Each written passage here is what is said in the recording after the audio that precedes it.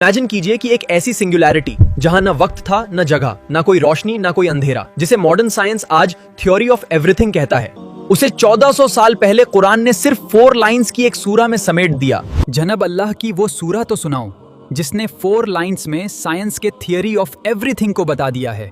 कुल हुवल्लाहु अहद, कहो कि वो माबूद बरहक जिसकी मैं इबादत करता हूँ अल्लाह है, वो एक है। यहाँ शब्द है अहद, यानी ऐसी वननेस जिसके जैसा कोई दूसरा नहीं। इसे एक एग्जाम्पल से समझते हैं। आज की एआई और डिजिटल दुनिया के पीछे लाखों लाइनों का जटिल कोड है, लेकिन उसका ओरिजिन क्या है? केवल 2 डिजिट, 0 और 1, मतलब बाइनरी कोड। अगर पूरी डिजिटल दुनिया एक सिंगल कोड पर चल सकती है, तो ये यूनिवर्स जिस सिंगल सोर्स से चल रहा है वो है अहद।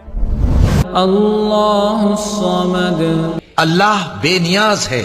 सेकेंड लॉ ऑफ थर्मोडायनामिक्स कहता है यूनिवर्स की हर चीज को जीवित रहने के लिए बाहर से एनर्जी चाहिए। सूरज, जमीन, हम और आप, दीज सब डिपेंडेंट हैं, लेकिन फिजिक्स कहता है कि इस पूरे डिपेंडेंट सिस्टम को चलाने के लिए एक ऐसी फर्स्ट कॉज की जरूरत है जो खुद किसी पर डिपेंडेंट ना हो। वो अनकॉज्ड कॉज ही असमद है।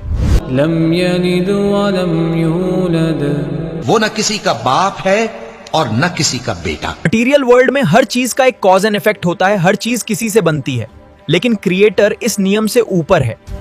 इसे एक एग्जाम्पल से समझते हैं। एक लेखक एक शानदार कहानी की किताब लिखता है। उस कहानी के अंदर के किरदारों का समय बीतता है, वे बूढ़े होते हैं और किताब की दुनिया के नियम उन पर लागू होते हैं। लेकिन क्या वह लेखक खुद उस किताब के पन्नों या समय के अंदर फांसा होता है? बिल्कुल नहीं। लेखक उस किताब की दुनिया से पूरी तरह बाहर और आजाद होता है। ठीक इसी तरह जिसने इस पूरी कायनात की किताब को लिखा है, वो क्रिएटर इसके किसी भी नियम या डायमेंशन में बंधा नहीं है।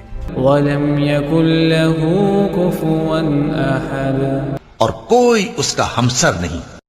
साइंस में हम हर चीज को कंपेयर कर सकते हैं, लेकिन मैथमेटिक्स में इंफिनिटी को आप किसी नंबर से कंपेयर नहीं कर सकते। He is beyond the scale.